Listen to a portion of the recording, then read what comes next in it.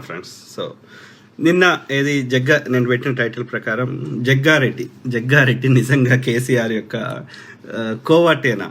ఎందుకంటే ఒక PCC president ఉన్నప్పుడు ఓకే, సో నీకేదైనా సమస్య ఉంటే ఇంటర్నల్లీ సాల్వ్ చేసుకోవాలి. కానీ ఏది మెయిన్గా ఒక కాంగ్రెస్ పెద్ద లెవెల్లో ఏదైనా ఈవెంట్ చేస్తున్నప్పుడు దాంట్లో కావాలని ఇది మరి ఒక స్ట్రాటజీయా లేకపోతే కోవర్ట్గా పనిచేస్తుండా అనేది ఇక్కడ ఆలోచించాల్సిన అవసరం ఉంది. ఓకే, ఎందుకంటే ఇప్పుడు వీళ్ళు ఇప్పుడు ఇన్ని రోజులు ఉత్తమ్ కుమార్ రెడ్డి ఉన్నాడు కదా, కనీసం 12 మందిని పార్టీలకు వెళ్ళి వాడు కొనుక్కుంటుంటే ఆపలేకపోయినరు ఈ దద్దమ్మల సన్నాసులు కదా.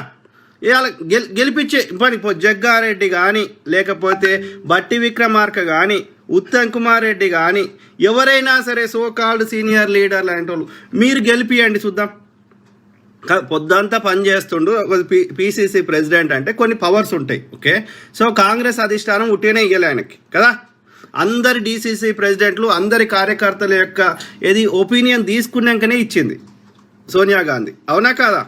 కాంగ్రెస్లో సాధారణంగా ఎప్పుడైనా చూడండి కమిటీలు వేస్తారు, ప్రజల యొక్క అభిప్రాయాన్ని తీసుకున్నాకనే ఇంటర్నల్ కానీ మెజారిటీ అన్ని చూసినాకనే ఇచ్చారు కదా. అంటే ఆయనకు పిసిసి ప్రెసిడెంట్గా రేవంత్ రెడ్డికి ఇచ్చేటప్పుడు రాహుల్ గాంధీ కానీ సోనియా గాంధీ గారు కానీ ఎలాంటి గ్రౌండ్ వర్క్ రిపోర్ట్ తీసుకోకుండానే ఉట్టినే ఇచ్చిర్రా?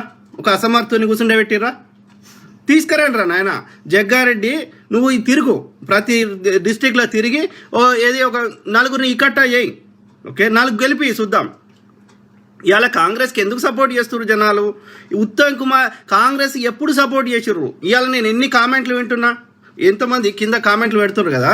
అన్న నేను కాంగ్రెస్ గురించి గొప్పగా మాట్లాడితే అన్న కాంగ్రెస్ మంచిగా చేసింది, కాంగ్రెస్ కరెక్ట్ ఉంది, కానీ కొద్దిమంది లీడర్లు చెడదొబ్బినరు అని అంటున్నారు. ఓకే, అర్థమైందా?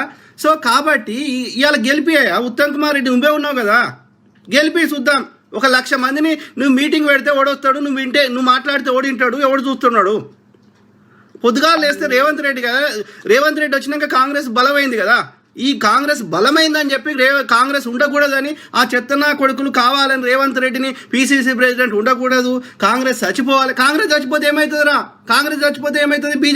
యూపీ లెక్క, బీజేపీ వస్తే యూపీ లెక్క అవుతుంది కదా. కేసీఆర్ నా కొడుకులు వచ్చి నా కొడుకు మొత్తం అప్పులు చేసి అప్పుల రాష్ట్రం చేసిండు, ఇంకా మళ్ళీ కోలుకోకుండా చేసిండు. మనకు 3 లక్షల కోట్లనే చూపెడుతున్నారు, కానీ అఫీషియల్గా 7 లక్షల కోట్లు ఉన్నాయంట అప్పులు వాడు. ఓకే, ఇప్పుడే వింటున్నా. ఓకే, ఏది 25,000 కోట్లు పెట్టి వాడు ఏదో కంపెనీకి డీల్ కొనుక్కుంటుండంట కేటీఆర్ గారు. ఎక్కడి మిత్రులారా? 500 ఎకరాలు వానికి ఎక్కడి, 25,000 కోట్లు ఎక్కడి? అంటే మన ఇప్పుడు మళ్ళీ ఈ అప్పులన్నీ ఎప్పుడు తీర్చాలి? 2020 తర్వాత తీర్చాలి. అప్పుడు వచ్చిన గవర్నమెంట్ అంటే అప్పటికి వీడు రాడని వీడిని తెలిసిపోయింది. అప్పుడే మొన్ననే రాకపోతుండే. ఉత్తమ్ కుమార్ రెడ్డి కొట్లాడలేదు చక్కగా.